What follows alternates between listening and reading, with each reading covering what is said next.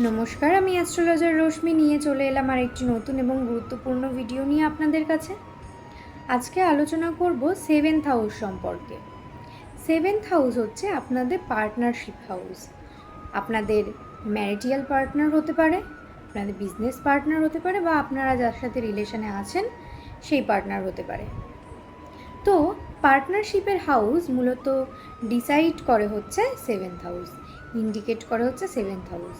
তো সেভেন্থ হাউসে কোন গ্রহ রয়েছে বা কোন গ্রহের দৃষ্টি রয়েছে সেটা আপনাদের জীবনে বলে দিতে পারে আপনারা পার্টনার রিলেটেড সুখ কতটা পাবেন। তো প্রথমেই বলে রাখি মঙ্গল সম্পর্কে।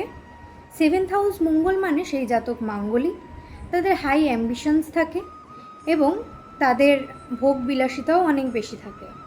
তো সেভেন্থ হাউসে মঙ্গল থাকলে ডেফিনেটলি জাতক যেন পুষ্টি বিচার করে বিয়ে করে সেই দিকে লক্ষ্য রাখতে হবে। এছাড়া চলে যাই আরও কিছু গ্রহ যেগুলো আমাদের বেশিরভাগ ক্ষেত্রেই জানা থাকে না।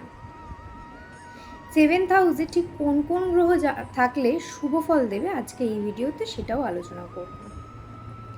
সেভেন্থ হাউসে যদি আপনার বুধ থাকে তাহলে আমি 100% বলে দেব তার পার্টনার কোনো দিনই ভালো হবে না, তার পার্টনার বুদ্ধির সাথে তাকে ঠকাবে।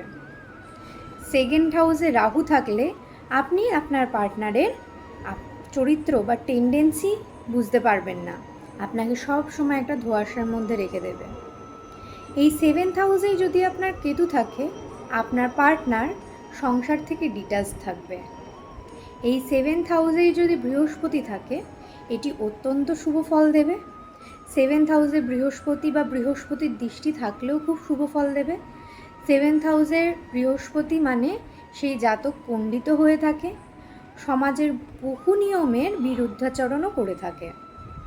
এই সেভেন্থ হাউসে যদি শুক্র থাকে পার্টনার খুব ভালো হবে। দুই গুরুর অবস্থান সেভেন্থ হাউসে, পার্টনার খুব ভালো হবে। বৃহস্পতি হচ্ছে আমাদের দেবগুরু, শুক্র হচ্ছে দৈত্যগুরু। এই দেব এবং দৈত্যগুরুর অবস্থান আপনাদের পার্টনারশিপের জায়গা অনেক ভালো করে তুলবে। এই সেভেন্থ হাউসে যদি শনি থাকে বা শনির দৃষ্টি থাকে তাহলে আপনি লং টার্মের জন্য আপনাদের পার্টনারের থেকে দুঃখ পেতে চলে যান। সেভেন্থ হাউসের শনি ভালো ফল দেয় না। ধন্যবাদ। তাই বিবাহ করার জন্য আগে কুষ্টি বিচার করে নেবেন।